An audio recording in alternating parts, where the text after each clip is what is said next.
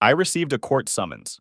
My brother's wife falsely claimed I SA'd her kids, my own family sided with her, and my mom called me disgusting. But now the truth is out, and they want to reconcile. Hey everyone! Before we jump into today's video, I need your help. We've noticed the channel is losing some traction, and subscribing is one of the best ways you can support us. It's quick, free, and it helps us keep bringing you awesome content. Your support means the world. Let's keep this channel growing together. Thanks so much. Now let's start the video. Alright, look, I'm gonna be straight with you degenerates. This story's gonna piss you off, make you question everything you thought you knew about the legal system, and hopefully remind you why you should never ignore red flags.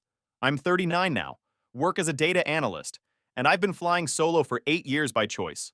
Not because I can't pull, I can. Just choose not to deal with the modern relationship circus anymore. Too much drama, too many games, too many ways for shit to explode when you try to walk away. I'd rather crank Metallica, hit the gym until my shoulders scream, and live my life without someone constantly poking at my boundaries to see what breaks. But this cluster shit started when my younger brother Derek hit the tech lottery, and I could smell the vultures circling from miles away. Derek's 34 and had been grinding through startup hell for years, living on ramen and false hope like every other code monkey in Silicon Valley. He's got full custody of 2 kids from his previous marriage, Eliza and Jake, after his ex moved across the country for work. So he's been doing the single dad thing while trying to build his career. Then his blockchain company got bought by Microsoft for stupid money. We're talking retire at 34 and buy an island cash. I wasn't bitter about it. Derek's a solid dude who deserved some luck. I've got my own place, decent savings, built my life brick by brick over 20 years of grinding. But I knew what happens when average guys suddenly start swimming in cash. Every parasite within a 50-mile radius starts sniffing around. Derek went full nouveau riche immediately.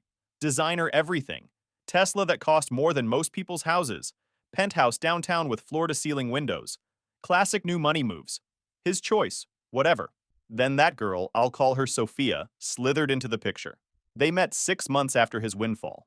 She claimed to be a freelance photographer, but carried herself like old money royalty. Perfect everything. Makeup that probably took an hour. Purse that cost more than my motorcycle. Nails done weekly like clockwork. Said she was between apartments while building her artistic portfolio. But her bad luck? She ran into someone who can spot walking red flags like a hawk at 3,000 feet. I've seen her type before. Twice, actually. So yeah, I knew exactly what I was looking at. Here's the thing about professional gold diggers. They're not the stereotypical trailer park trash with daddy issues. The elite ones are sophisticated predators who study their prey like scientists. They understand psychology, they research targets, and they move with surgical precision. Derek was hooked from conversation 1. Started babbling about this incredible woman who understood his creative vision during family dinners. What freaking creative vision? Dude writes database queries and binges Netflix. Look, I've been around the block enough times to recognize certain patterns. The way some people casually probe your financial situation during small talk. How they gradually escalate their requests once they think they've got leverage.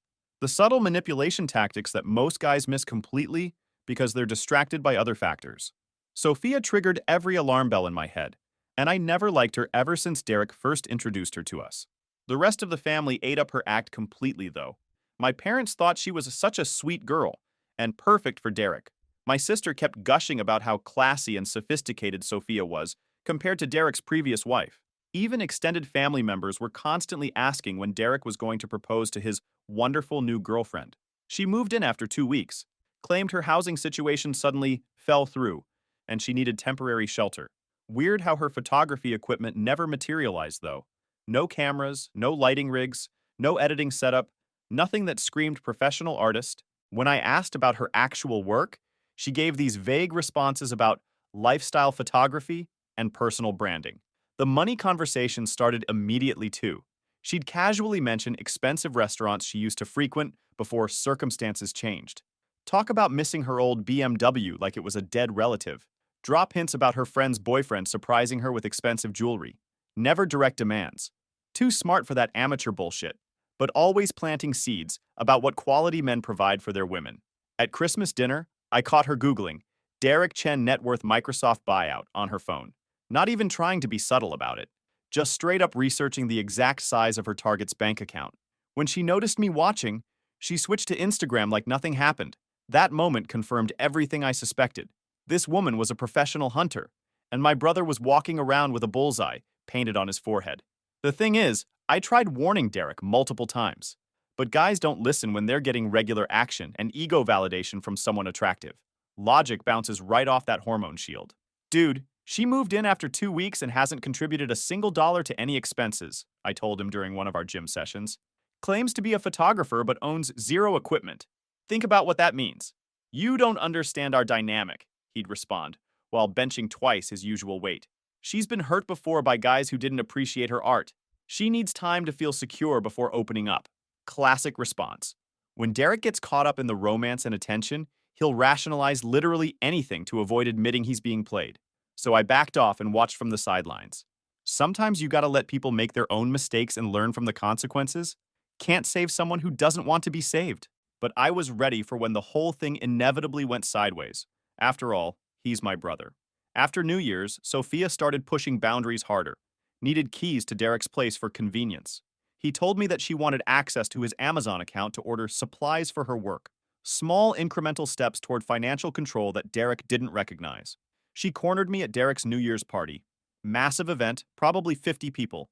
She worked that room like a seasoned politician, making sure everyone understood she belonged to the guy with money.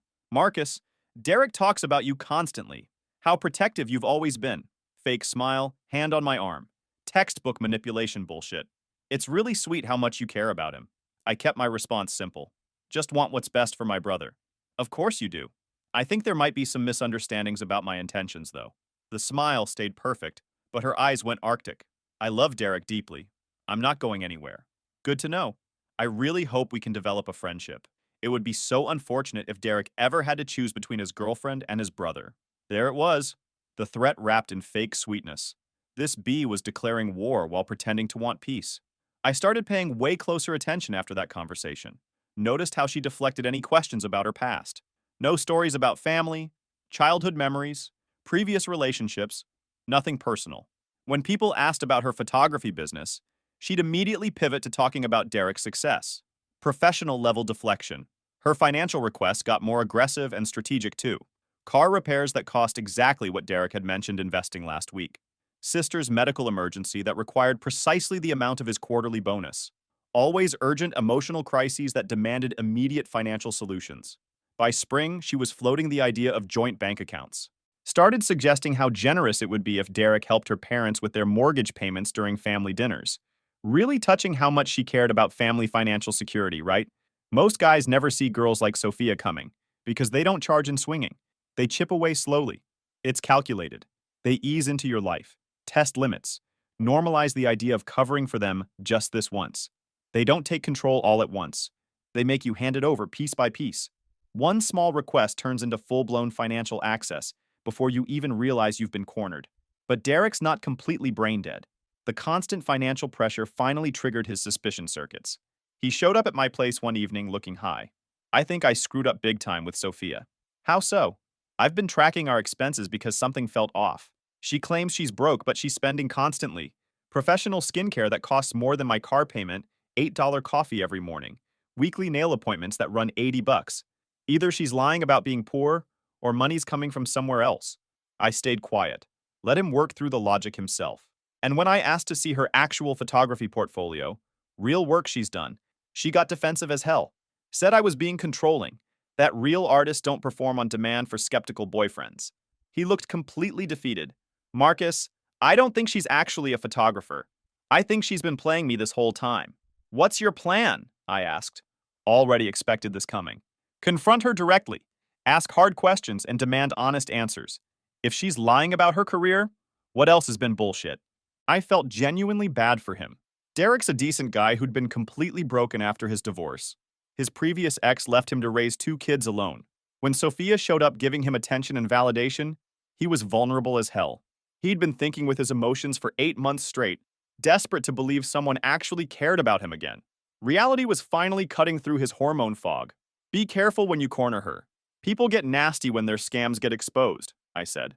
I had absolutely no idea how nasty this particular person could get. The confrontation went down 2 days later. Derek finally asked the hard questions about money and her supposed career. She tried every manipulation tactic in the book. Tears, victim playing, threats to leave. But Derek held firm this time and demanded actual proof of her stories.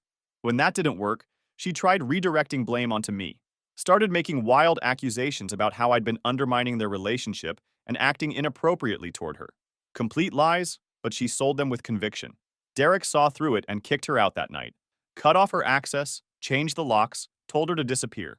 I found out about all this because he called me afterward, shaken up and apologizing for almost believing her garbage about me. I thought that was the end of our Sophia problem. Shows how badly I underestimated what a vindictive psycho does when her meal ticket gets yanked away. 3 days after Derek tossed her out, someone knocked on my door. I opened it to find 2 Child Protective Services investigators and a cop holding official paperwork. Marcus Chen, we need to discuss some very serious accusations that have been made against you. My brain completely short-circuited. Accusations about what exactly? Inappropriate sexual behavior with minors. We've received detailed reports about questionable conduct with Derek Chen's children during family gatherings. Let me be crystal clear about something. I don't like kids. Never have. Probably never will. I tolerate Derek's kids because they're blood family, but I'm definitely not the uncle volunteering for babysitting duty. I help with homework when specifically asked, play video games with them occasionally. Basic family obligation stuff. The idea that I'd want inappropriate contact with children is absolutely ridiculous to anyone who actually knows me. This has to be some kind of mistake. Who filed these reports? Anonymous tip received 3 days ago with very detailed information. You need to come to the station for formal questioning, the cop said. 3 days ago. Exactly 72 hours after Derek kicked Sophia out of his life. The accusations were incredibly detailed and specific. Inappropriate touching during family gatherings, secret conversations with the children, using gifts to keep them quiet about our special relationship.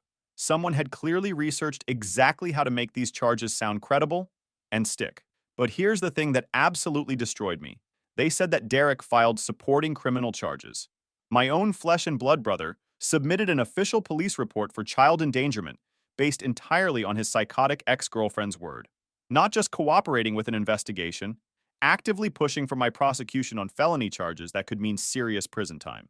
They hauled me into an interview room in the basement of the downtown precinct. I sat there, listening to detectives read accusations about inappropriate sexual contact with my own nephew and niece. I realized how completely screwed my life had just become. Such accusations involving children aren't like other types of lies. There's no gray area, no benefit of the doubt. You're either completely innocent or you're a monster. And proving you didn't do something is virtually impossible.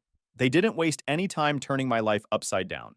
As soon as they let me go after that first round of just preliminary questioning, a team showed up at my apartment with a search warrant, watched them tear through everything I owned while neighbors peered out their windows. Then came the phone calls. My boss demanding I come in immediately. My parents asking what the hell was going on. My dad got in full freakout mode, practically shouting through the phone, "What the hell did you do?" Just full-blown panic, like I'd personally dropped a nuke on the family name. I tried to explain, tried to get even a single sentence out about how this was all retaliation from Sophia, how the accusations were fake. Didn't even get the words formed before my mom cut in. Maybe if you'd minded your own damn business instead of constantly interfering in Derek's relationship, none of this would have happened to begin with. Look what you've done. You're disgusting creep, Marcus. I'm ashamed of you. My own mother didn't believe me and didn't even listen to me. She was actually blaming me. All. Because I'd tried to protect my brother from a gold-digging predator. I stayed silent because she didn't give me a chance to defend myself. Last thing she said, stay away from this family until you get your life sorted out, and hung up. That's when I finally realized my family wasn't just failing to support me. They were actively choosing the comfortable lie over the uncomfortable truth because it was easier for them to believe I was guilty than admit they'd been completely wrong about Sophia. My entire world crashing down in real time. The legal machine moved fast once it got rolling. They seized all my computers and electronics, searched every inch of my apartment, interviewed neighbors about my behavior around children, put me on immediate administrative leave from work pending the investigation outcome, got a court restraining order saying I couldn't be within 500 feet of schools, playgrounds, daycares, or anywhere children might be present, like I was out here dying to hang around sticky-fingered goblins in the first place. In less than 48 hours, I went from successful data analyst to suspected child predator, all because I'd tried to warn my brother about his manipulative girlfriend. And the worst part? Derek knew exactly what Sophia was capable of. He just spent weeks discovering her lies and manipulation tactics. But when she aimed those same weapons at me, he chose to believe every word she said.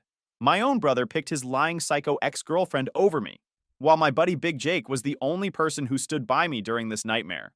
We've been tight since college, and he knew the accusations were complete bullshit immediately. I hold mad respect for you, bro. Dude, you barely tolerate kids on your best days, he said when I called him having a complete panic attack. You literally avoid family events when there's going to be screaming children everywhere. This is obviously revenge from that gold-digging psycho. Big Jake was absolutely right. I'm not a kid person at all. Find them irritating and exhausting most of the time. I'm polite to Eliza and Jake because they're Derek's offspring, but I don't actively seek out time with them. I taught Jake to throw a decent spiral last summer, played some Mario Kart with Eliza a few times. Normal uncle interactions that any reasonable person would recognize as completely innocent. But that's the evil genius of false accusations. They don't have to make logical sense to people who know you. They just have to sound plausible enough to strangers making life-altering decisions about your future. Once the investigation officially started, my entire existence became a living hell. Had to hire a criminal defense attorney who specializes in these cases. Cost me $45,000 upfront just to get representation. He warned me these situations can drag on for years and cost exponentially more before resolution. But that court restraining order was absolutely devastating. Had to immediately move out of my apartment because there was an elementary school 4 blocks away. Try finding decent housing when background checks reveal an active investigation for child-related crimes. Ended up in a shitty studio apartment paying month-to-month rent because no legitimate property management company would lease to me. Landlord was some sketchy guy who didn't ask too many questions, as long as I paid cash upfront every month. Work became exponentially worse immediately. HR called me in for a meeting about the extremely concerning allegations they'd heard about through official channels. Tried explaining it was obviously revenge from a vindictive ex, but company policy was absolute zero tolerance for anything involving children. Terminated on the spot, no severance package, no unemployment benefits. I literally lost everything. 20 years of building a solid career, completely destroyed overnight. All my professional references were poisoned because everyone in the industry knew exactly why I got fired. My entire family obviously abandoned me without hesitation. My sister immediately blocked my phone number when I tried calling to explain the situation. Extended family just vanished completely. Nobody wanted any association with the family child molester. And of course, Derek played the protective father role perfectly for everyone watching. Told the whole family how incredibly difficult this situation was for him personally, and how he absolutely had to prioritize his children's safety above everything else. Made himself the primary victim while actively helping prosecutors build their case against me. The investigation dragged on for months. 9 freaking months of my life stuck in complete limbo, while forensic experts analyzed every byte of data on my computers, interviewed literally everyone I'd ever known, and searched desperately for evidence of crimes that never happened. My lawyer laid out the brutal reality during our first meeting. If convicted on all charges, 2 counts of child SA in the first degree, 1 count of exploitation of a minor, I was looking at 15 to 30 years in federal prison, minimum. With the enhancement for being a family member, they could push for the maximum sentence. At 36 years old, that meant I'd get out when I was retirement age, if I made it that long. The prosecutor's office takes such cases very seriously, my lawyer explained. They have a 78% conviction rate in these kinds of cases. Even if we can create reasonable doubt, juries tend to err on the side of protecting children. We need ironclad evidence of your innocence, not just holes in their case. So we spent months desperately trying to build some kind of defense. My lawyer subpoenaed everything: Derek's phone records, family gathering photos with timestamps, my work schedule to prove I was nowhere near the kids during alleged incidents. We interviewed every family member who'd been at gatherings where I'd interacted with Eliza and Jake. I was definitely disgusted through all this, for this shit to even be associated with me. And the problem was, Sophia had been smart about her timeline. She'd placed the alleged incidents during periods when it was just family time. No specific events, no clear alibis, just general interactions over months. How do you prove you didn't touch a kid inappropriately during a normal family barbecue 8 months ago? Meanwhile, she was playing the concerned stepmother role flawlessly, although she was just a girlfriend. She'd voluntarily testified 3 times, each session more detailed than the last. Her story was crafted perfectly, not too detailed to be obviously fabricated, but specific enough to sound credible. The prosecutor loved her. A brave woman coming forward to protect innocent children from a predatory family member. She was their star witness, and she knew exactly how to play the part. Eliza and Jake were interviewed multiple times by child psychology specialists. Thank God they're honest kids, because their testimony was the only thing keeping me from being completely buried. They consistently described normal uncle interactions, helping with homework, playing video games, teaching Jake Jr. to throw a football. No inappropriate touching, no secret conversations, no fear or discomfort. But here's the nightmare of these cases. Even when kids deny abuse, prosecutors can argue they're protecting their abuser or too traumatized to tell the truth. The absence of evidence becomes evidence of how manipulative the abuser is. Outside the legal system, it was no better. My neighbors started treating me like I had a biohazard sticker on my forehead. Parents would yank their kids inside the moment I walked by. One paranoid soccer mom actually called the cops on me for lurking near a playground. I was just walking to the damn grocery store. Month after month dragged by with no progress. The prosecution kept requesting delays to gather additional evidence. My lawyer suspected they knew their case was weak, but were hoping something new would surface. I was living in limbo. Couldn't work, couldn't do anything to prove to my mom that I'm innocent. Every court appearance was psychological warfare. Sitting there while the prosecutor described in graphic detail what I'd allegedly done to children I loved, watching Sophia dab her eyes with tissues while spinning her lies, seeing Derek in the gallery, supporting her version of events. The worst was a preliminary hearing where they read the full accusations out loud. 20 people in that courtroom heard every disgusting detail of what I supposedly did. The court reporter typing it all up for the official record. My name permanently attached to those words. Through all this, Big Jake became my only lifeline during this period. Brought groceries when I couldn't handle facing the public. Helped with job applications when I couldn't focus long enough to complete them. Most importantly, he never once doubted my innocence or made me feel like a burden. "This is straight-up character assassination," he'd say, while we lifted weights in his garage. That psychotic bitch knew exactly which buttons to push to completely destroy your life, but the truth always comes out eventually. He was giving me some hope, despite seeing no signs. By month 7, I was ready to take a plea deal. My lawyer had found inconsistencies in Sophia's timeline, but nothing decisive. The prosecution offered 7 years if I pled guilty to lesser charges. Inappropriate touching instead of full essay. 7 years versus potentially 30, my lawyer said. It's not an admission of guilt. It's a business decision. You'd be out in 4 with good behavior. I was seriously considering it. 7 years seemed manageable compared to life in prison. At least I'd still have some years left when I got out. But let me tell you, the only thing that kept me functional through all this was pure burning rage. Absolute fury at Sophia for what she'd done to me, and soul-crushing disappointment in Derek that felt like actual physical pain in my chest. This wasn't some random psychopath targeting me for kicks. This was my own brother choosing to believe the absolute worst possible interpretation of me, rather than admit he'd been completely played by a manipulative cunt. But I'm a stubborn bastard who doesn't stay down when someone tries to destroy me. While I was literally struggling, I was planning my comeback. After 9 months of this nightmare, my lawyer called with news that changed absolutely everything. Investigators had uncovered Sophia's complete digital trail, and it was more damning than we'd dared hope. Her browser history read like a step-by-step instruction manual for filing accusations. How to file convincing reports with Child Protective Services. Making child endangerment accusations stick in court. Removing unwanted family members through government agencies. What evidence do prosecutors need for successful child abuse cases? She'd literally Googled detailed instructions for systematically framing me. The smoking gun came when my lawyer's investigator tracked down Sophia's roommate through social media and lease records. Initially, she refused to talk, but once my lawyer explained I was facing 30 years for crimes I didn't commit, her conscience kicked in. She handed over text messages between her and Sophia from 4 days before Sophia filed the report. Messages explicitly discussing getting rid of Marcus permanently and making sure Derek never speaks to his toxic brother again. She'd screenshot them thinking Sophia was just venting family drama. Had no idea she was planning to file false criminal charges. Even the most biased prosecutors couldn't ignore that level of calculated premeditation. Her story kept changing dramatically during follow-up interviews with investigators. Originally claimed the incidents happened at family gatherings with multiple witnesses present, then switched to saying I'd taken Jake to my apartment alone several times, except building security footage proved he'd never once been to my place. Then claimed I'd given Eliza a secret cell phone to contact me privately, except phone company records showed no such device had ever existed. Each new version contradicted all the previous ones. Textbook sign of someone frantically making shit up as they go along. The final nail was the timeline. She filed her detailed report exactly 72 hours after Derek ended their relationship and cut off her financial access.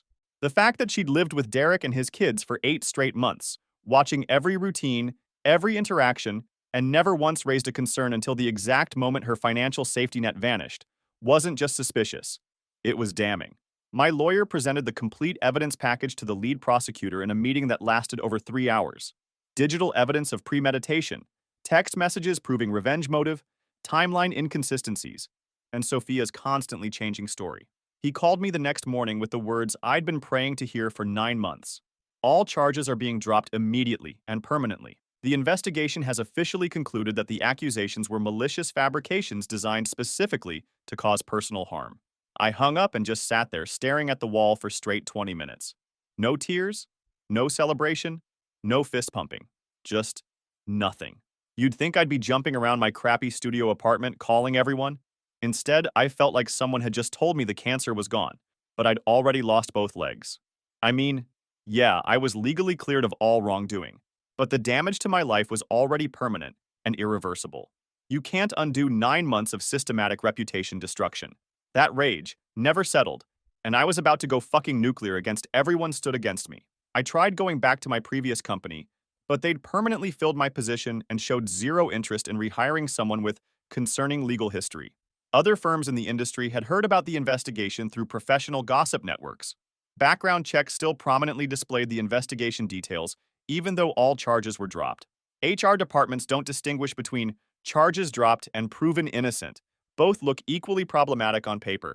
So, it took me 8 agonizing months to find decent work again, and it represented a massive step backward career-wise. Much smaller company, 30% pay cut, basically restarting my entire professional life at 37 years old. All because some psychopathic gold digger decided to weaponize child abuse accusations for personal revenge. Derek attempted reconciliation after the complete truth came out, showing up at my apartment with this pathetic half-assed apology about how he'd been forced to protect his children and hoped I could somehow understand his impossible position. No, I absolutely do not understand your position. You spineless fucking coward. You chose to believe your manipulative gold-digging ex-girlfriend over your own flesh and blood brother. You didn't just fail to support me during the worst period of my life. You actively collaborated with prosecutors trying to send me to prison for child SA. The kids really miss you, he said with fake sincerity. Eliza asks about Uncle Marcus constantly. Then why exactly can't I see them? Well, my new girlfriend is uncomfortable with the whole history. She thinks it would be better if we waited until significantly more time passes. There it freaking was. Even now, I'm still being punished and treated like a dangerous predator. Derek wants convenient reconciliation where I pretend everything's totally normal while accepting that I'll never have a regular relationship with his children again. Wants me to be grateful he's graciously willing to speak to me while maintaining that I'm still too risky to be around kids. I told him we were permanently finished. Some betrayals simply cannot be forgiven, and some bridges can't be rebuilt once you've burned them to ash. But Sophia? She thought she was completely safe now, got her substantial divorce settlement money, moved to a different city to start fresh, probably already hunting for her next wealthy victim. She was dead effing wrong about being safe. Big Jake helped me research every possible legal option for getting real justice. You absolutely cannot let that psychotic bitch just walk away from this shit, he said while we were working on his Harley in his garage. She cost you hundreds of thousands in legal fees, lost income, and permanent reputation damage. There have to be serious consequences. He was absolutely right. I found a lawyer who specializes in suing people for defamation, intentional infliction of emotional distress, and malicious abuse of legal processes. Cost me another $25,000 upfront for representation. But this wasn't just about recovering money anymore. This was about ensuring that actions have real consequences. The beautiful thing about civil court proceedings is that you don't need proof beyond reasonable doubt like criminal cases require. You just need to demonstrate that it's more likely than not that someone deliberately lied and caused measurable damages. We had mountains of irrefutable evidence. Her complete browser history showing systematic research into filing false reports. Text message conversations explicitly discussing plans to destroy me. The suspicious timeline proving she filed immediately after Derek dumped her. Her constantly changing and contradictory story during the investigation. The prosecutor's official written conclusion that her accusations were malicious lies designed to cause maximum harm. We documented every single penny of damage she'd caused to my life, legal fees totaling $73,000, lost income from unemployment and career setback totaling $180,000, moving expenses, mandatory therapy costs, damaged credit scores from unemployment. Everything added up to $340,000 in direct documentable damages. But I wasn't stopping at just recovery. I wanted substantial punitive damages for the intentional emotional harm, systematic destruction of reputation, and deliberate abuse of the legal system. We were going for the maximum amount allowed under state law. The case took 18 grueling months to work through the court system. Sophia hired some expensive downtown lawyer and tried every possible defense strategy they could think of. Claimed she genuinely believed the accusations were true based on concerning behavioral patterns she'd observed. Said she was courageously protecting innocent children from potential harm. Argued that Derek filing criminal charges proved her concerns were completely credible and justified. None of her bullshit worked. The evidence was absolutely overwhelming that she deliberately fabricated everything for personal revenge. The major breakthrough came when we deposed her roommate under oath during discovery. This girl broke down and admitted that Sophia had explicitly described her detailed plan to completely destroy Derek's brother, using false child SA allegations. Apparently, Sophia had been quite proud of her sophisticated strategy, bragging about how she'd researched the most effective methods to permanently ruin someone's entire life. Big Jake attended every single court hearing, taking detailed notes and providing unwavering moral support. This is real justice finally working the way it's supposed to. He'd say after each session. The jury deliberated for 6 tense hours before returning their unanimous verdict: guilty on all counts of defamation, intentional infliction of emotional distress, and malicious abuse of legal process.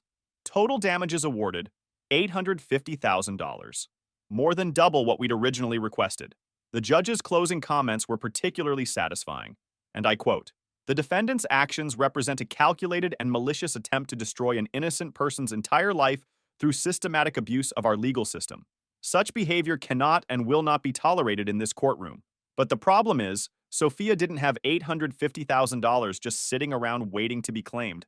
So we immediately started garnishing her wages directly from the source. 25% of every single paycheck, automatically deducted before she even sees the money. I placed legal liens on any property she attempts to purchase. If she receives inheritance in the future or divorce settlement, which I know this bitch will, we're first in line to collect. She desperately tried declaring bankruptcy to escape the judgment, but you legally cannot discharge court awards for intentional wrongdoing and deliberate harm. This debt follows her forever, until death or full payment. Big Jake helped me track her current financial situation through public records and court filings. She's currently working retail management at some department store chain, making approximately $45,000 annually.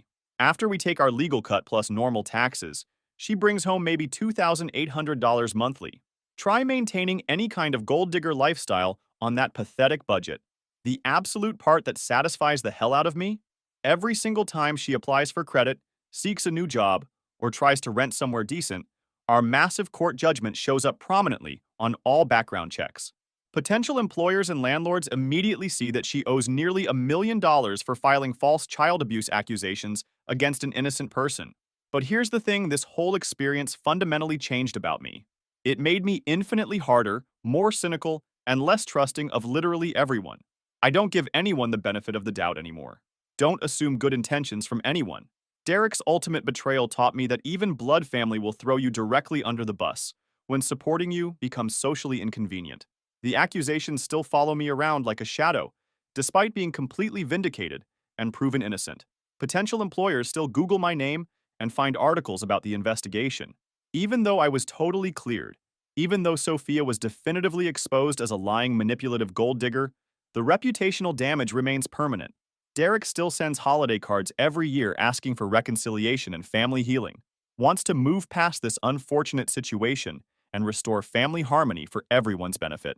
Eliza and Jake are full teenagers now. They probably barely remember Uncle Marcus, who used to help with difficult homework and taught them various card games. That reality hurts me more than anything else. Losing meaningful relationships with kids I actually cared about because their father chose to believe a manipulative psychopath over his own brother. My parents occasionally suggest through other family members that I should let bygones be bygones for the sake of family unity and moving forward. Real easy for them to say, especially after they didn't even listen to me while I was trying to defend myself. But I sleep peacefully every single night, knowing that the gold digger faces real consequences for her actions every day of her life. Every time she receives a paycheck and sees that money automatically deducted. Every time she applies for credit and gets immediately rejected. Every time she tries to move forward with her life and her malicious past catches up with her. Some people think I'm being vindictive and should move on, that I should have accepted the criminal case dismissal and focused on rebuilding my life. Those people have never had their entire existence destroyed by lies. They've never watched their own family choose comfortable fiction over uncomfortable truth because it's easier to believe. Big Jake perfectly summarizes the situation. You didn't just win money back, you sent a clear message to every other psychotic gold digger out there. The monthly garnishment payments remind Sophia of that message every single month for the next 3 decades.